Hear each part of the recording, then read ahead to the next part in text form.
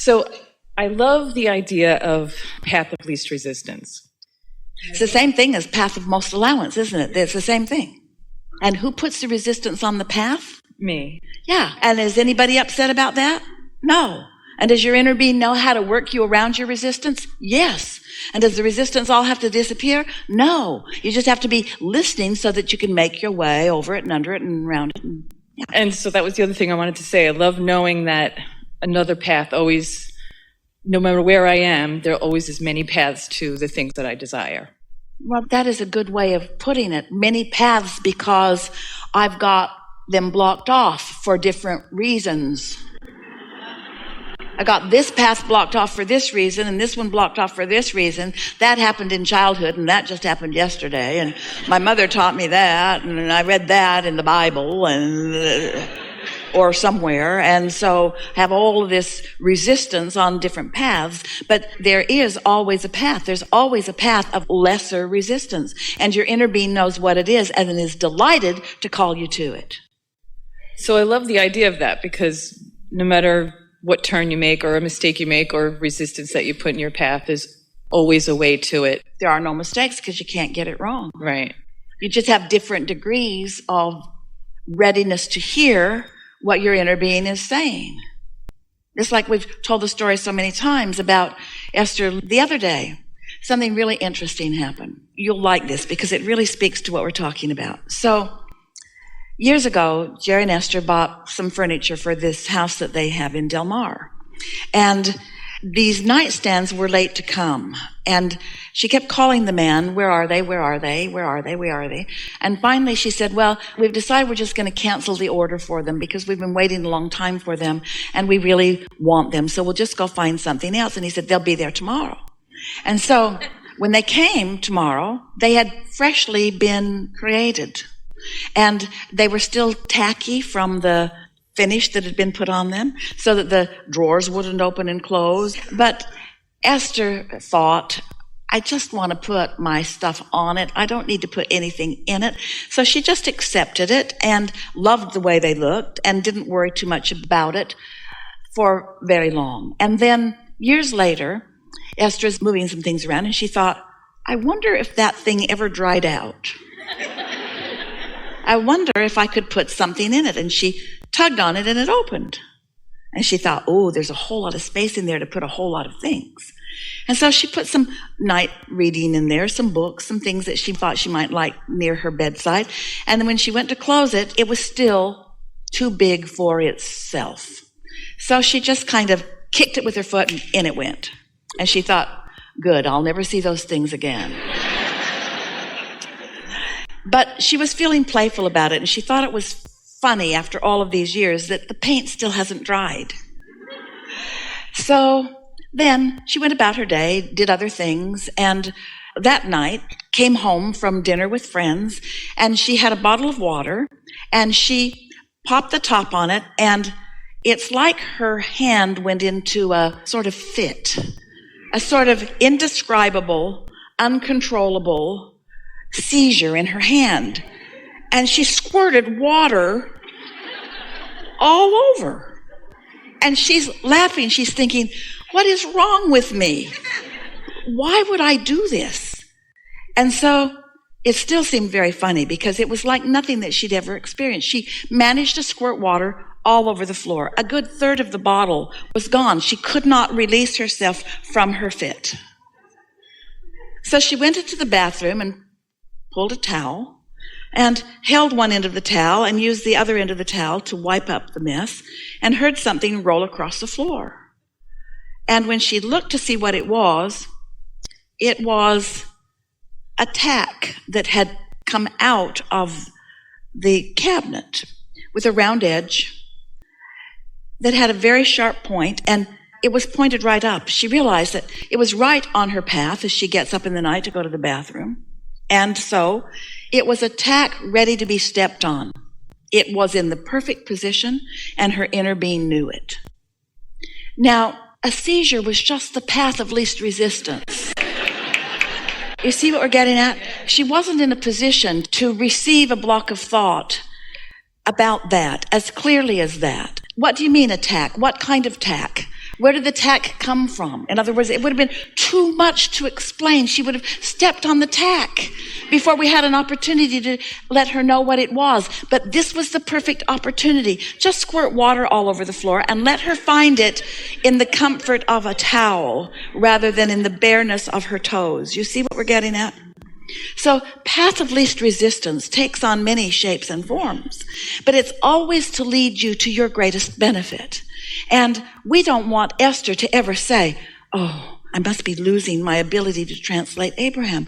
Why wouldn't Abraham just say, beloved Esther, there's a tack on the floor and you're about to step on it? Because she was not in any place that she could receive that, you see. Does this make sense to you? Can we assume that almost everything that happens is that?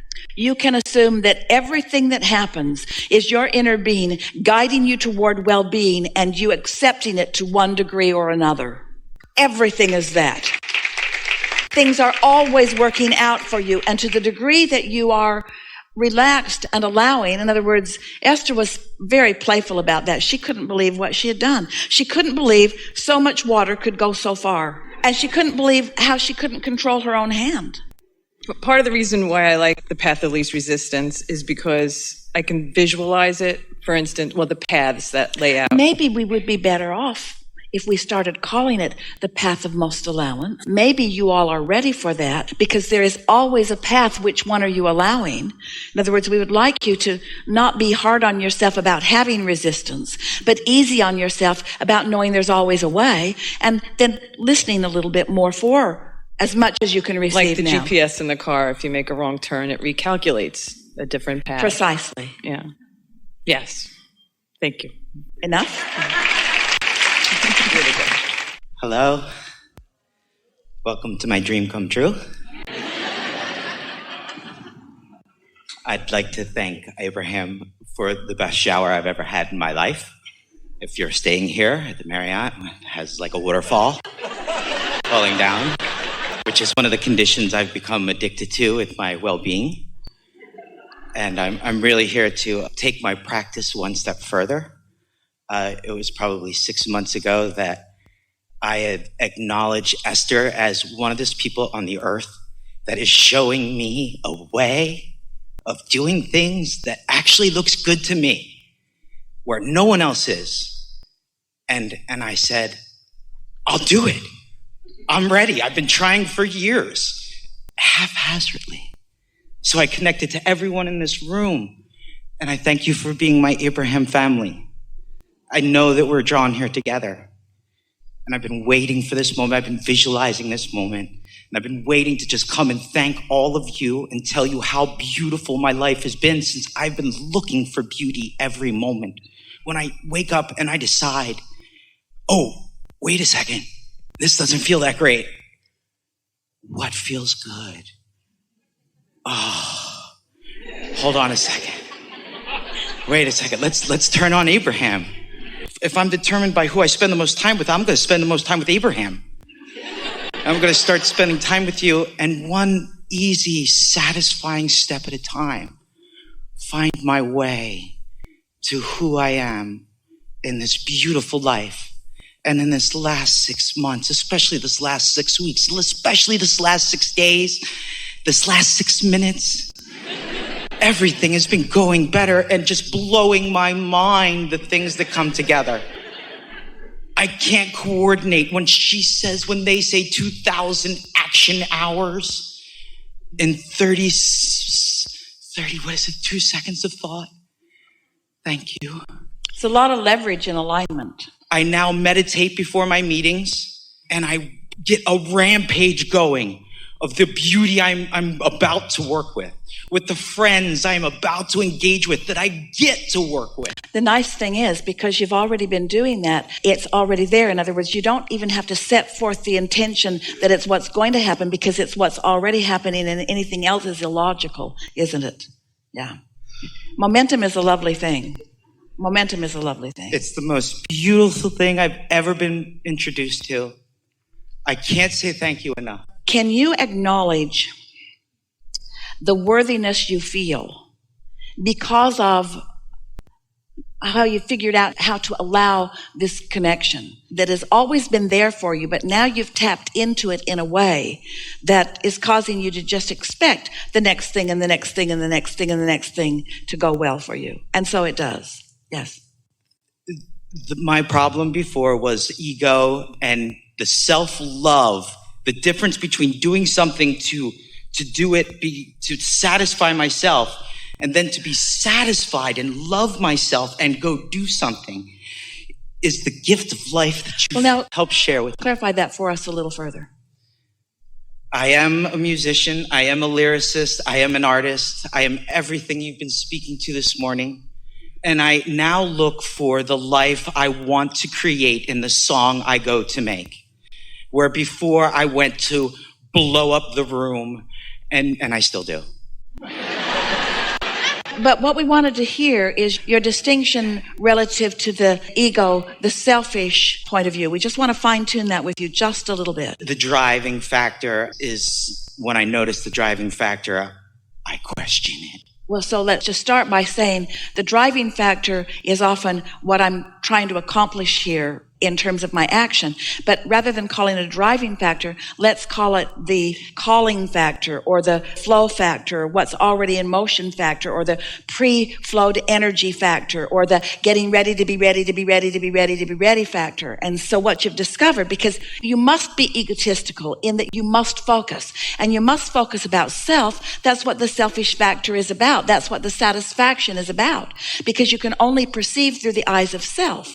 But the determination that you're making, the distinction that you're making is not ego or no ego, or selfish or no selfish, because in the satisfaction, there has to be a selfish interest all the way along the way. The factor that you're discovering here is to be satisfied even though it hasn't manifested all the way out here. It's being so egotistical and so selfish that I'm determined to find something to feel good about, even though others in the room may not be able to see it yet. I'm not going to be confused about what path I'm on, because I've got a bead on what it feels like to be on the path of most allowance, which is the same as the path of least resistance. Yes? Yes. I love myself now. I love myself, and now what do I want to go do? Instead of before, I did this and I love myself. And I did this and I love myself. And I love this airplane ramp. And I love this seat. And I love this empty seat next to me. There is so much to appreciate as you're moving through the day, that when you tune yourself, when you finally tune yourself, then you're able to find the subtle beauty. Esther remembers moving to the desert after having lived in California. And in the desert, there was a lot of sand. And there were a lot of rocks, and there was a lot of space between anything that was green. But there was a subtle beauty in the desert that she came to appreciate.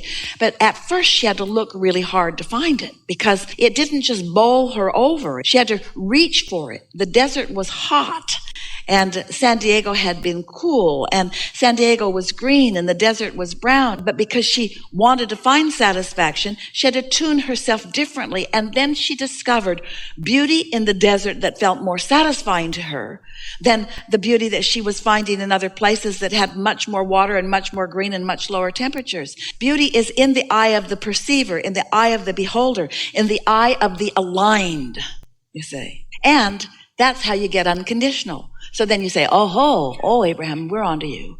You want us to get unconditional so that we can live in deserts instead of oases. So we can live, and then we can just learn to look really hard for things that are pleasant, and then we're just going to make ourselves satisfied without the beautiful things. And we say, if it sounded to you like that's what we said, it isn't what we said. What we said is, find something to appreciate and tune yourself to that. And in that satisfaction, there will be more and more and more, because through life, you've told your vortex exactly how you want to live and how you want to feel, and your inner being knows exactly where all of that is in relationship to where you are. And the more satisfied you are in your deserts, then the more oases you will be guided to. The more dissatisfied you are in your desert, the harder it will be for you to find water or anything to appreciate anywhere.